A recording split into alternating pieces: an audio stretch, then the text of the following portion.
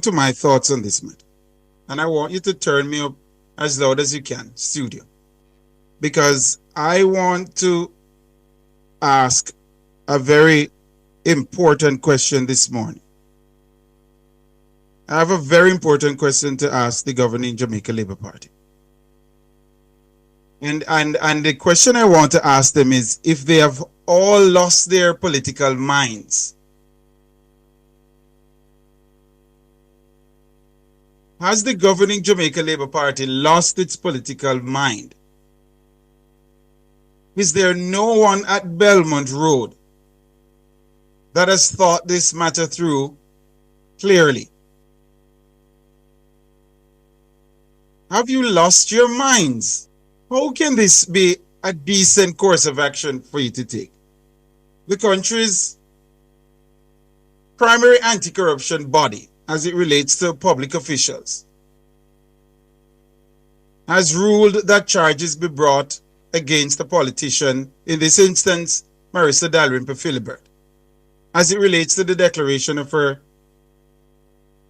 assets and incomes and the like. There's statutory declarations that need to be made.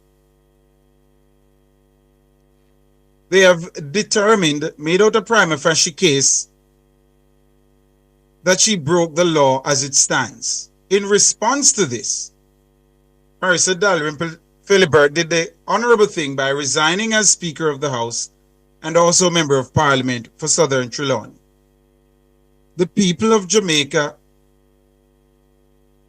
many well-thinking people, and those in Southern Trelawney, in particular those in Southern Trelawney, let me deal with the folks in Southern Trelawney first. They waited for more than a year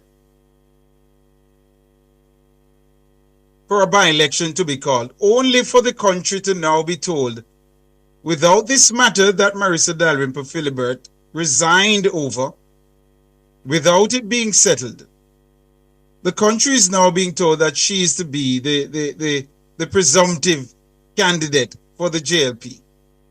I ask the question again. Has the Jamaica Labour Party lost its political mind?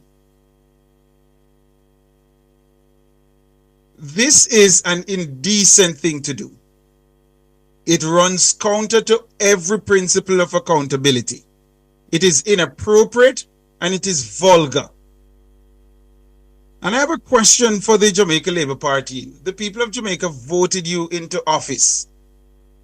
They did not see the PNP as fit to run the country. So my other question to the Jamaica Labour Party is this. Is the PNP's past and current wrongs the bar that the governing party must clear in its push towards good governance, accountability, and decency? Is the PNP the bar? Or is there a higher bar that you ought to seek to clear? The PNP cannot be the bar. I'm not certain how many of you heard that response from Dr. Campbell in relation to the question on Ian Hales, who was recommended by, I think, the then Contractor General body. He was recommended to the Commissioner of Police for further investigation.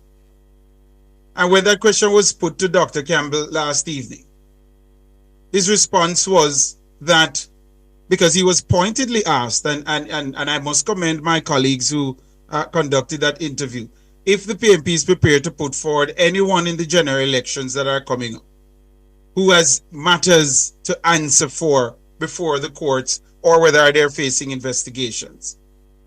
And he went around the mulberry bush and told us about the PNP's processes.